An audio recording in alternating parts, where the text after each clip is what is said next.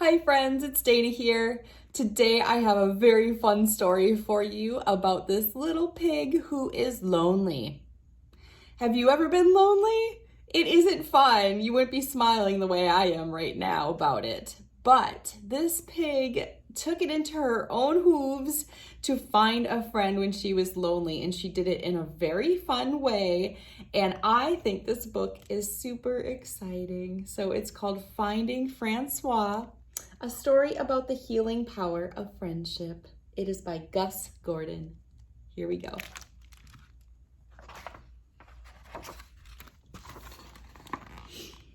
Alice Bonnet lived with her grandmother on a hill in the middle of town. Together they made a very good team, especially in the kitchen. "I'm a big help, aren't I, Grandma?" Alice would ask. "You are a marvel," her grandma always replied. Alice was a writer of lists. Every morning she wrote a list of the many plans she had for the day.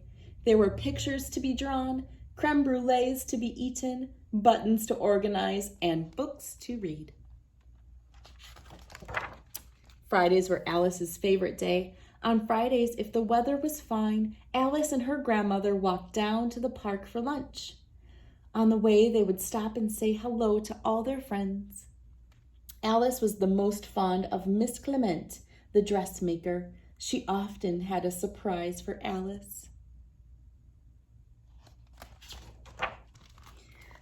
There were some days, however, when Alice wished she had someone her own size to talk to. A sister or even a brother, especially on stormy nights when she was trying hard to be brave, or when her grandmother was elsewhere. One morning, early before the birds had eaten their breakfast, Alice walked down to the river. She had a plan. From her bag, Alice pulled out a bottle and tossed it into the water. The bottle quickly floated out of sight all the way down the river and out into the ocean. It was captured for a moment, picked up, and dropped. Then it drifted ever onward until it arrived in a different place, a long way from where it had began.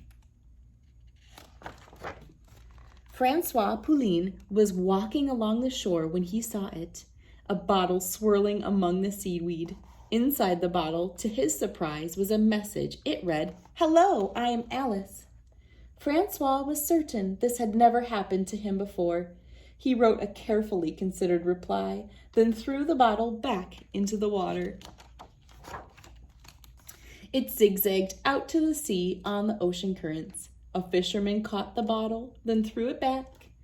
It sat for a long time inside the belly of a whale, but soon it emerged. Then it drifted ever onward until it arrived a long way from where it had begun. Alice had been waiting for a whole week when she spotted a familiar-looking bottle one afternoon. She was thrilled to see that there was a message inside. It read, "Hello, Alice. I am Francois. Where are you?" What a good question, thought Alice. "I shall explain everything." Excitedly, Alice gathered all her thoughts together. "I am over here. What are you doing over there?" It was a worthy response, and Alice was pleased with it. She put her message back in the bottle and sent it on its way.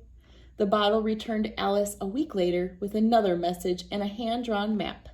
"I live in a lighthouse with my father.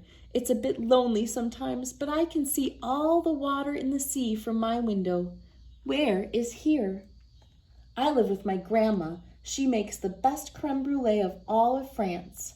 I think I would like to live by the sea. Have you ever seen a flying fish? I had a pet flying fish once, but it flew away."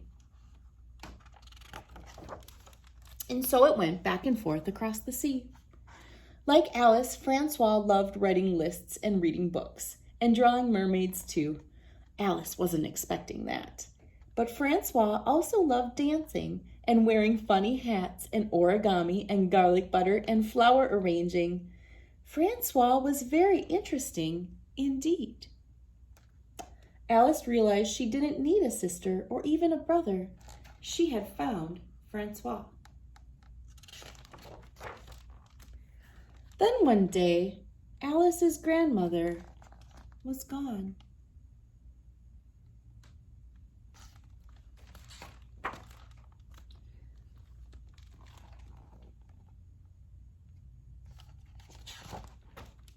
Alice went to live with Miss Clement. Miss Clement did everything she could to make Alice happy. But Alice's thoughts were with her grandmother. She didn't feel like drawing mermaids or writing lists or sending messages. On a pebbly beach far away, Francois Pouline walked to the shoreline. All sorts of things made their way to the island, but the bottle he shared with Alice was never one of them. Maybe Alice has forgotten me, he thought. A year went by. Over time, the dark clouds slowly packed up their things and shuffled into the distance, and the sun sprung forth from wherever it was hiding.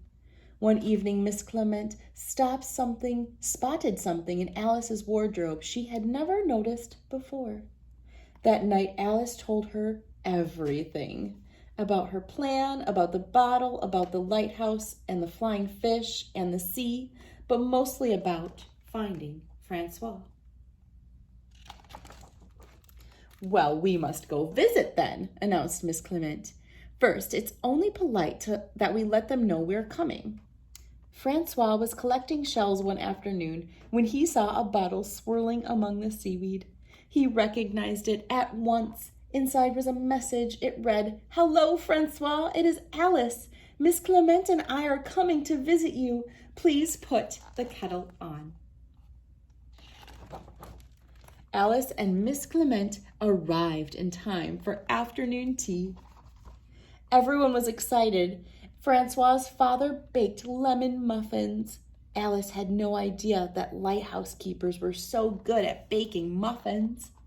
Miss Clement told stories that made everyone laugh. That night, a wild storm battered the lighthouse, but Alice wasn't afraid. Well, maybe just a little bit. The next day, Francois showed Alice how to spot a whale. Then he lost his hat to the sea. Francois said it was the third hat that week. Luckily, he had lots of hats. In the morning, it was time to leave for home. Miss Clement needed to get back to her shop.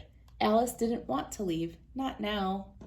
Then Alice had a brilliant idea. Perhaps Francois could visit Alice and Miss Clement? Everyone agreed that that was a brilliant idea. When Alice arrived home, she wrote a list of things she really wanted to do. 1, play hopscotch with friends I haven't met yet. 2, make a favorite dessert. 3, finish something unfinished. Then she wrote another list, especially for Francois's coming visit. Plans for Francois's visit. Eat creme brulee 20 minutes. Draw mermaids 2 hours. Hopscotch 45 minutes.